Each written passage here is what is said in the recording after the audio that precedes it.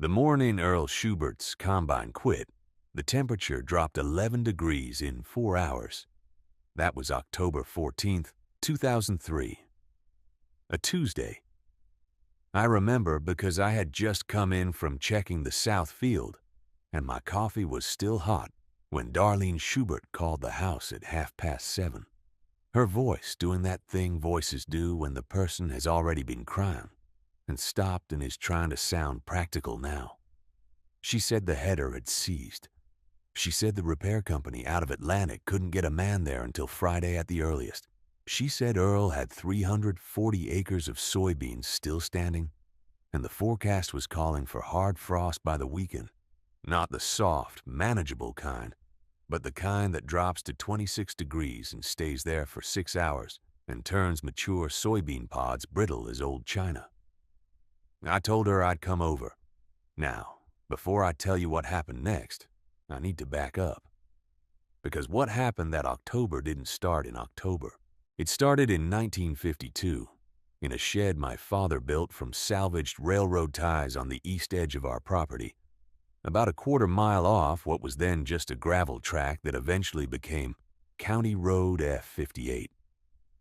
My father's name was Harlan Hope. He was not a man who wasted words or money, and he applied the same economy to everything he touched. Fence posts, seed selection, the angle at which he sharpened a blade. In the spring of 1952, he bought the frame and partial drivetrain of a John Deere Model 55 combine that had been damaged in a barn fire outside Griswold. He paid $180 for it. The dealer thought he was being kind to a fool. Over the following 14 months, my father rebuilt that machine. Not restored, rebuilt. He fabricated parts that weren't available. He welded joints that the factory had bolted. He machined 2 pulley wheels himself on a lathe he borrowed from a man named Curtis Albright, who ran a small shop on the edge of Anita. He replaced the canvas and rubber threshing elements with a belt configuration he'd sketched on the back of a Purina feed invoice, a configuration he'd read about in a 1938 extension bulletin from Iowa State that described cold weather grain behavior in terms most people had stopped caring about by the time combines got comfortable and fast. When he finished in July of 1953, the neighbors came to look, not to admire, to look the way people look at a thing they expect to fail publicly and want to be present for. It didn't fail. That machine harvested our fields every season from 1953 to 1978, when my father's hands got bad enough that we slowed down what we were doing. After he passed in 1981, I kept it in the shed, not from sentimentality, though people assume that.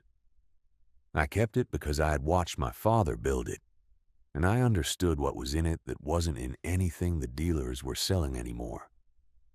By 2003, I'd been hearing about that combine for 30 years, mostly jokes. That Tuesday morning, I walked out to the shed, lifted the wood plank door, and looked at it sitting there in the half-dark, just as my father had left it more or less. I thought, all right then. The shed smelled the way it always had, old grease, dry wood, and something underneath both of those that I can only describe as iron, that has been warm and then cooled 10,000 times. The combine sat on the same packed dirt floor where my father had finished it. I had swept around it twice a year since 1981, not because anyone was coming to see it, just because that is what you do with something that deserves the courtesy. It was October 14th, a Tuesday, cool enough that my breath showed when I pulled the door all the way open and let the morning light reach the front of the machine. The cylinder housing my father had shaped from a piece of boilerplate still had the seam weld you could run your finger along like a scar. The canvas elevator belt, he had replaced it in 1971. The last belt he ever ordered from the co-op catalog, had gone stiff but not rotten. The concave bars were there. The sickle bar was there. Everything was where it was supposed to be because nothing had moved it, and nothing had touched it with the particular carelessness that passes for modern maintenance. I spent that morning going over it by memory more than by checklist, though I did keep a handwritten list in my shirt pocket. My own list, not my father's. His lists were in the notebook. Mine were for the immediate work. I checked the drive belt tension, pressed my thumb against the canvas elevator at 3 points the way he had taught me to.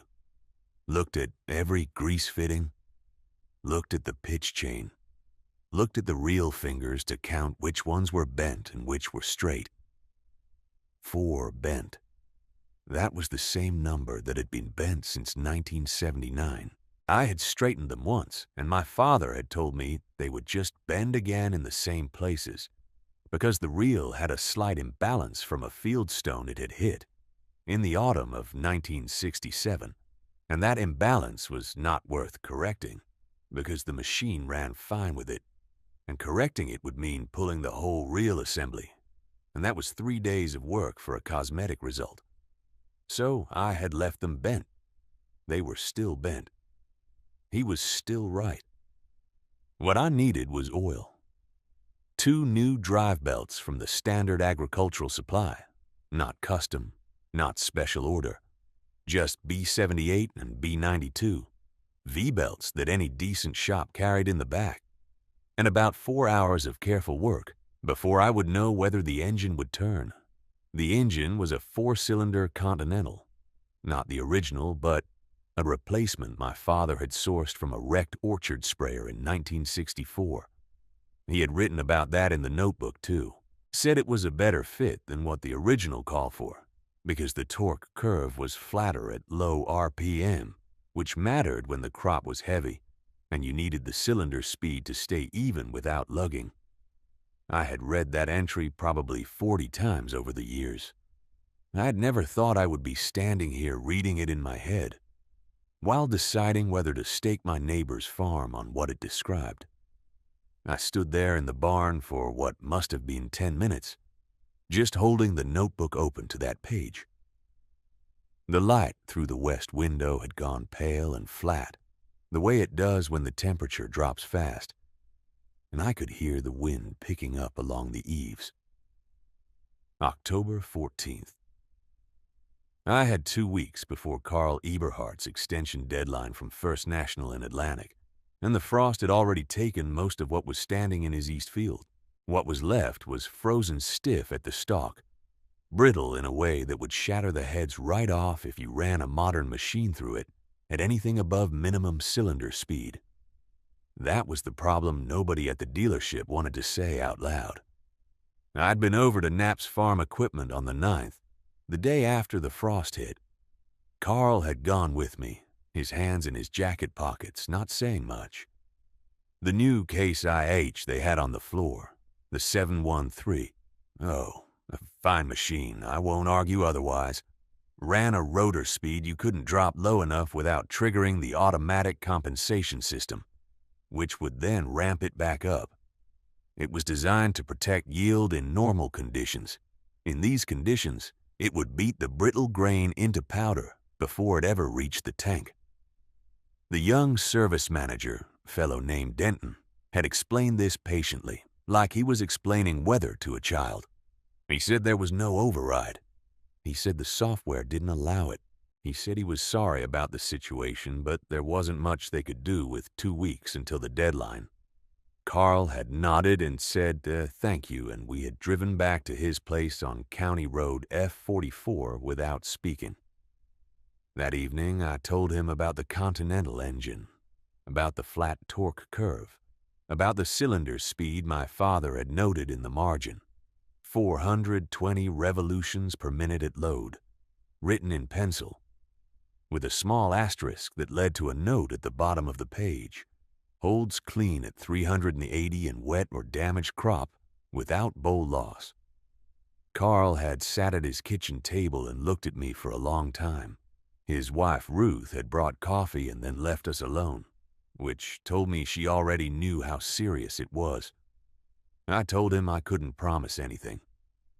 I told him the belts needed replacing and the feeder chain wanted adjustment, and I hadn't run the machine under full load since the fall of 2019. I told him that a 60-year-old combine with a salvaged engine and hand-welded seams was not what any sensible man would stake a farm on. He said he understood all of that. Then he said, "What would your father have done?" I didn't answer right away. I looked at the coffee cup. I looked at the window above his sink, black with the night outside. I said my father would have gone home and changed the belts. So that is what I did.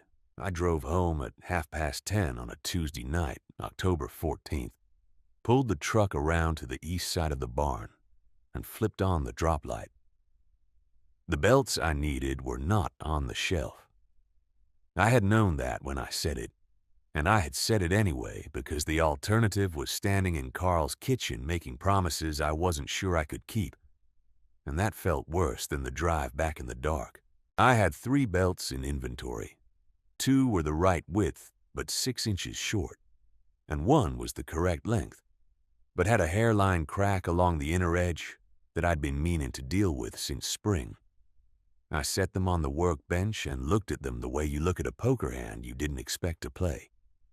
There is a parts dealer in Atlantic, Iowa, 14 miles east on Highway 6, a man named Dale Sutter, who has been running the same gray cinderblock building since 1987 and keeps an inventory that would embarrass most modern warehouses. Dale doesn't advertise. You either know about Dale or you don't. His hours are 7 to 4, Monday through Saturday, and he does not answer the phone after closing time, which means I would be standing at his door at 7 the next morning. I slept 4 hours, maybe less. I was in Dale's lot at 6:50, sitting in the truck with the engine off, watching the frost come off the hood in thin curls. At 7:02, the light inside went on. I had the belt specifications written on the back of a Phillips 66 receipt, and Dale found what I needed without going to a catalog. He had 4 of them on a wooden peg in the third aisle. Gates brand, the old agricultural spec, manufactured for equipment that no longer existed in the eyes of most dealers. He charged me $41 for the pair and said nothing about what I was working on, which is one of the reasons I have bought from Dale for 30 years. I was back at the barn by 8:15. The belt swap on the main separator took most of the morning. The feeder chain adjustment was 20 minutes once I got the cover plate off.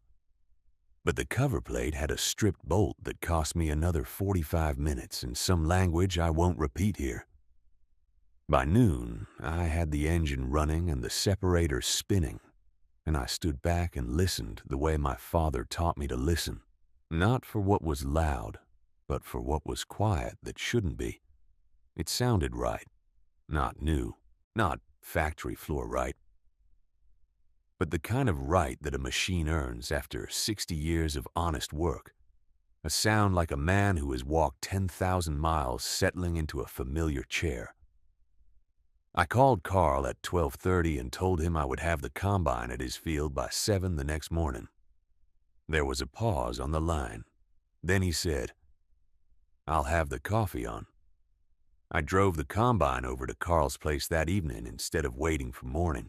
7 miles on County Road F58, just after sunset. The kind of sky that goes orange, then purple, then the color of a bruise before it goes dark entirely. I don't like moving equipment in the morning when the dew is still heavy. The stalks take up moisture overnight, and by dawn, the grain is sitting different than it will be. By mid-morning, my father knew that. I know that. A man at the John Deere dealership who has sold combines for 11 years probably doesn't know that, because nobody told him and he never had reason to find out.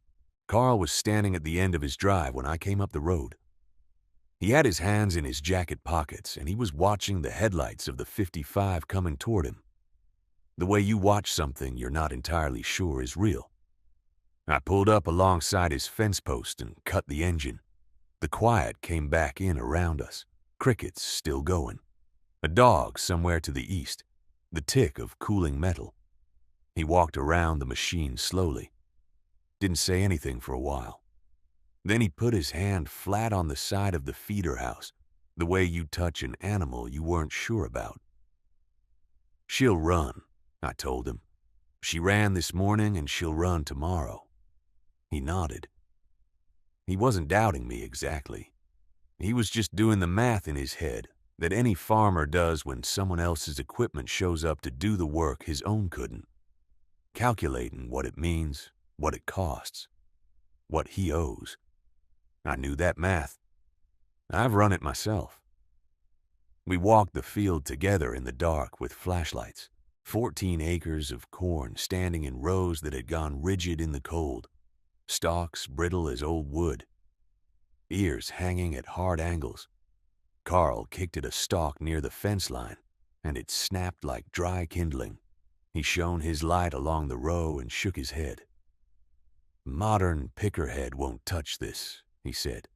The rollers jam up on brittle stalk. I watched it happen Tuesday morning on my son-in-law's machine. Threw a roller in the first 20 feet. I know, I told him. The old 55 uses a different geometry altogether. The gathering chains on that machine are gentler. Not gentle by design, but gentle by limitation. Slower, lower torque, a different angle of attack on the stalk. It's not smarter than the new equipment. It's just built around different assumptions from an era when the corn came in later and colder, and the machinery had to meet the crop where it was, not ask the crop to meet the machinery. We stood there in Carl's frozen field at 9 o'clock at night in the first week of November 2009. Two old men with flashlights. And I explained this to him the way my father once explained it to me. Standing in a field that smelled just like this one. Cold dirt, dead leaves, something sharp underneath from the frost. He listened the way good farmers listen, without interrupting. Carl asked me one question when I finished. He said, "Will she hold?" I thought about that for a moment. Not performing thought, actually thinking. Because the honest answer was, I didn't know. The 55 hadn't run a full field in 11 years. The last time she'd worked hard was the fall of 1998, when I put her through 60 acres of late-planted corn that had no business being harvested in October. She'd done it, but that was 11 years ago, and 11 years is a long time in the life of a machine that was already old. She held in 98, I said. She held for my father in 67 when the header seized on his new Oliver, and he had to bring the 55 back out of the shed to finish the season. She held in 71 through a wet October that rotted out 3 other combines in this county. I paused. I can't promise you tomorrow, but I can tell you her history. Carl nodded. That was enough for him. We drove back to my place in his truck, the heater running loud, neither of us talking. The fields on either side of the road were dark and flat, the kind of flat that makes you feel like you could see all the way to Kansas if there were any light to see by. I was running through the machine in my mind. The belts I'd replaced in 2004. The cylinder bearings I'd packed in 2006. The gathering chains I'd adjusted the spring before last, just out of habit. The way old farmers adjust things out of habit, even when there's no immediate reason. I was glad I had that habit now. We got to my barn at 10:15. I turned on the overhead lights, the fluorescents that buzz and flicker before they catch, and there she sat. The John Deere 55. Green gone dusty, the decals faded to almost nothing. The header folded back the way I always leave her in storage. She looked tired. She looked like what she was. A 57-year-old machine built by a man who'd been dead for 31 years. Held together with welds and judgment and a stubbornness that neither one of them, the man or the machine, ever bothered to apologize for. Carl stood at the barn door and looked at her for a long time without saying anything. Then he said, "She's something." "She is," I said. I started my pre-check at 10:30. Not a quick walk around, a real check. Every belt for cracking, every chain for stretch, every grease fitting, The cylinder drive, the feeder house, the elevator chain. I worked with a flashlight in one hand and a grease gun in the other, the cold coming through my jacket, my breath fogging in the light. Carl handed me tools without being asked. He didn't know what I needed next, but he watched close enough that he learned fast. By midnight, I was satisfied. Not certain. Satisfied. There's a difference, and any honest farmer knows it. I told Carl to go home and sleep 4 hours. I told him to be back at 4:30 in the morning, dressed for cold, with a full thermos and whatever prayers he had left. He was back at 4:22. I know because I heard his truck turn off County Road F38 before he even hit my lane, and I checked my watch out of habit. Old farmers check watches the way other men check their phones. Not for the time exactly, but for the confirmation that the world is still moving in sequence. The temperature had dropped to 19 degrees overnight. I had known it would. The forecast said 23, but I have lived on this ground long enough to know that the bottomland where Carl's east field sits pulls cold the way a low bowl pulls water. It always runs 4 degrees colder than whatever the radio tells you. That field was 19 degrees, maybe 18 by dawn, and the stalks that were still standing out there were carrying grain that had been frozen hard and thawed twice in the last 10 days. Brittle as old ceramic. That was the whole problem, and the whole answer. At the same time, modern concave clearances are set for a reason: efficiency, throughput, speed. But grain that brittle will shatter before it threshes if you push it too hard or too fast. The newer machines, the ones Carl had tried to hire in from 3 counties over, they were running cylinder speeds and concave gaps tuned for the center of the bell curve. For normal grain in a normal October. This was not normal grain in a normal October. My father's combine had no such ambitions. The cylinder on a 1952 machine runs slower by design, and the concave clearance is adjusted by hand, by feel, really, with a wrench and patience, and the sound the grain makes when you get it right. You listen for a particular quality of separation, a clean sound rather than a crushing one. My father had described it to me as the difference between a handshake and a fistfight. You want the grain to let go of the cob, not to be beaten off it.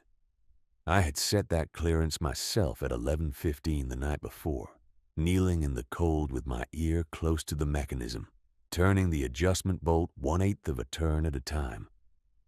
Carl had watched me and not spoken, which was the right instinct.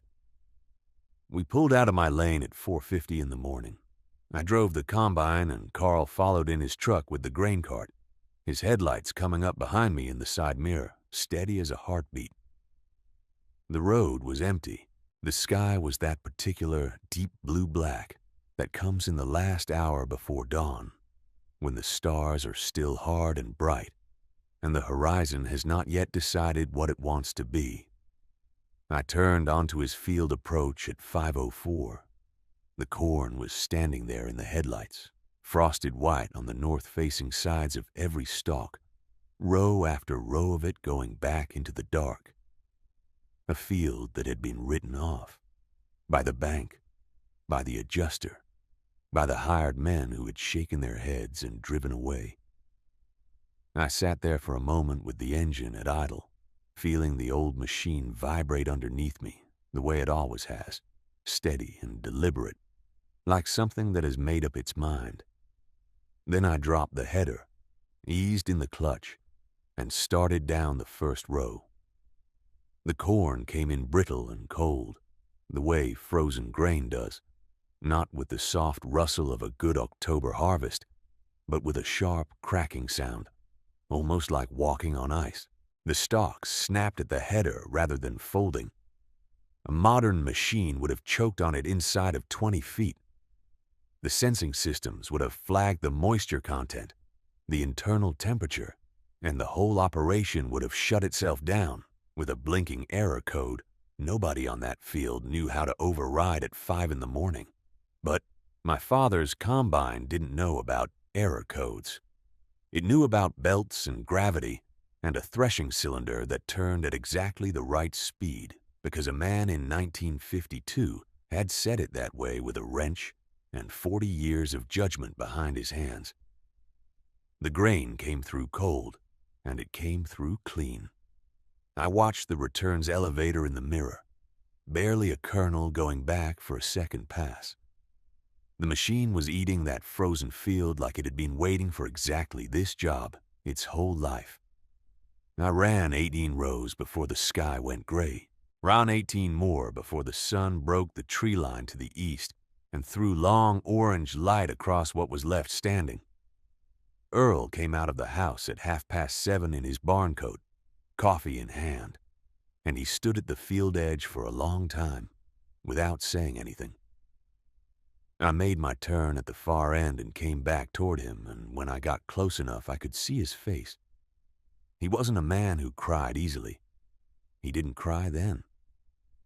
But there was something in the way he held that coffee cup with both hands that told me everything. We finished by 2 in the afternoon, 1,140 bushels out of a field every professional in Cass County had declared a total loss. The bank got its payment 3 days later. Earl called me on a Thursday evening to tell me so. He didn't make a speech about it. He said, the notes cleared, and then he said, I owe you. And I told him the debt was settled the day he helped me pull my truck out of the East Ditch in January of 1987. And we left it at that. The combine went back into my shed. I changed the belts, greased every fitting, and hung the shop light back on its nail. It sits there now the same as it always has, between the workbench and the old grain auger, patient as a stone. People ask me sometimes why I never sold it for scrap. I tell them I don't have a good answer for that. The truth is, I just never believed a thing that still works deserves to be treated like it's finished. That's the whole of what I know. If you've got something old that people keep telling you to give up on, a machine, a piece of ground, a way of doing things that nobody does anymore, maybe hold on a little longer. Sometimes the world comes around to needing exactly what it laughed at. If this story meant something to you, I'd be glad if you'd share it. And if you've got your own piece of old iron with a story behind it, leave it in the comments. I'd like to hear it.